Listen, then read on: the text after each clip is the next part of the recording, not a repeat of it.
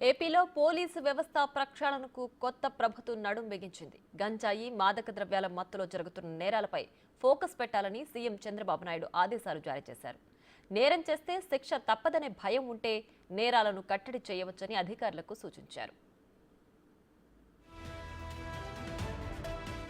ఇదే క్రమంలో చీరాల యువతిపై అత్యాచారం కేసులో పోలీసులు పురోగతి సాధించారు. నిందితులను 48 గంటల్లో అరెస్టు చేశారు. సీఎం ఆదేశాలతో ఘటనా ప్రాంతానికి వెళ్లిన హోంమంత్రి అనిత పోలీసుల ద్వారా విషయం తెలుసుకున్నారు. బాధిత కుటుంబాన్ని పరామర్శించి ప్రభుత్వం తరపున 10 లక్షల పరిహారం అందించారు. సీఎం చంద్రబాబే కేసును స్వయంగా పర్యవేక్షిస్తుండటంతో పోలీసు ఉన్నతాధికారులు అప్రమత్తమయ్యారు. ఎస్పీ పర్యవేక్షణలో నిందితులను పట్టుకునేందుకు 10 బృందాలను ఏర్పాటు చేశారు. హత్య జరిగిన 48 గంటల్లో 3 నిందితులను అరెస్టు చేశారు. డీజీపీతో మాట్లాడి కేసు పురోగతిపై ముఖ్యమంత్రి ఎప్పటికప్పుడు అడిగి తెలుసుకున్నారు.